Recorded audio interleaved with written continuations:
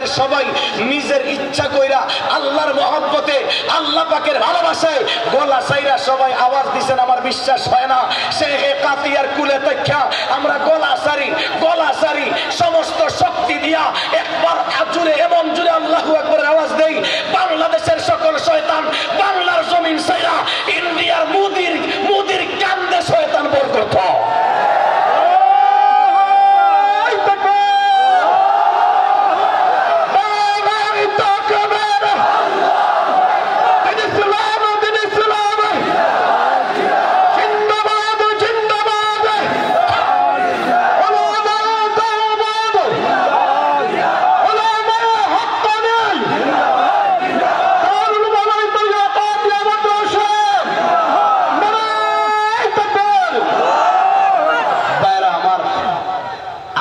শুরু করবার আগে পোস্টারের মধ্যে দেখছি কুতবে জামান।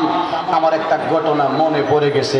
আমাদের এক মহব্বতের ভাই, বাড়ি হলো জয়িতা, হযরত মাওলানা আব্দুল্লাহ পাঁচপাড়া বাড়ি। উনি একটা কিচ্ছা বলছিলেন নানাজি শেখে তাতিয়ার। এই কিচ্ছাটা না শুনাইয়া আমি কথা আগে দিয়ে নিতে চাই না। উনি কিচ্ছা বলছেন দেওবন্দ পড়বার সময় দেওবন্দের ফতোয়া বিভাগের ক্লাসের মাঝে মুফতি আজম, বর্তমান দেওবন্দের প্রধান মুফতি আল্লামা খায়রাবাদী হাফিজাহুল্লাহ, তিনি ক্লাসের মধ্যে ঘটনাটা বলছিলেন। ঘটনাটা ছিল এইরকম, নানাজি শেখে কাতিয়া যখন দেওবন্দ মাদ্রাসায় পড়তেন, পড়ার সময় হযরত আওলাদ রাসূল সৈয়দ শেখুল আরব ওয়াল আজম শেখুল ইসলাম আল্লামা হুসাইন আহমদ মাদানী রাহমাতুল্লাহ খেদমত করতেন। সব সময় খেদমতে থাকতেন, দিনেও খেদমতে থাকতেন, রাত্রেও খেদমতে থাকতেন। আল্লাহু আকবার। আওলাদ রাসূল শেখুল ইসলাম শেখুল আরব ওয়াল আজম সৈয়দ হুসাইন আহমদ মাদানী রাহমাতুল্লাহি আলাইহি এসার পরে কামরায় চলে যাইতেন। দরজা লাগাইয়া ঘুমের ভান দইরা পয়রা থাকতেন। খাদিম ভিতরে থাকতো, খাদিমে ভাবতো আওলাদ রাসূল ঘুমায়া গেছেন। এইটা মনে কইরা খাদিম ঘুমায়া যাইতো। খাদিম যখন ঘুমায়া যাইতো তখন আল্লাহর ওলি শেখুল আরব ওয়াল আজম তিনি দাঁড়াইয়া তাহাজ্জুদের নামাজ পড়তেন, ইবাদত করতেন, বন্দেগি করতেন। যেই দিনের কিচ্ছা, এই দিন নানাজি শেখে কাতিয়া রাহমাতুল্লাহি আলাইহি হুসাইন আহমদ মাদানীর কামরায় ছিলেন। আল্লাহু আকবার। নানাজি বলেন আওলাদ রাসূল এশার পরে ঘুমায়া থাকবেন আর ফজরের আযান পড়লে উঠবেন। এটা কেমনে হয়? আমি একটু ট্রাই করি, চেষ্টা করি। নানাজি খাদিমের বিছনার মধ্যে শুইয়া ঘুমের পান ধরছেন, বুঝাইছেন খোকরাইয়া আমিনুদ্দিন ঘুমায়া গেছে। হঠাৎ দেখা যায় শেখুল ইসলাম মাদানী রাহমাতুল্লাহ দাঁড়াইছেন, দাঁড়াইয়া নামাজে খারইছেন। নামাজ পড়া 6 রাকাত তাহাজ্জুদ পড়বার পড়ছেন, পড়া মুরাকাবা করতেছেন। নামাজি শেখে কাতিয়া সব পিছন থেকে দেখতেছেন, মুরাকাবা চলতেছে। হঠাৎ দেখা যায় শেখুল ইসলাম হুসাইন আহমদ মাদানী রাহমাতুল্লাহি আলাইহি সামনের দিকে দরওয়াজা নাই, জানালা নাই, পশ্চিম দিকে দরজাও নাই, জানালাও নাই। হঠাৎ দেখা যায় সামনের দেওয়ালটা সইরা গেছে। দেওবন্দ মাদ্রাসার দেওয়াল সইরা গেছে। সইরা যাওয়ার পরে মাদানী রাহমাতুল্লাহ দাঁড়াইছেন, কে যেন ইস্তেকবাল করতেছে। ওই ভাঙ্গা দেওয়াল, সরানো দেওয়ালের কাছে গেছেন। আল্লাহু আকবার। কাছে যখন গেছেন নানাজি শেখে কাতিয়া ভাবলেন হযরত কই যান, এদিকে তো দরজাও নাই, জানালাও নাই, দেখি কই যায়, কোনো জরুরত কিনা। নানাজি পিছে পিছে গেছেন। যখন এই দেওয়াল থেকে বাইরে গেছেন, নানাজিও বের হইছেন।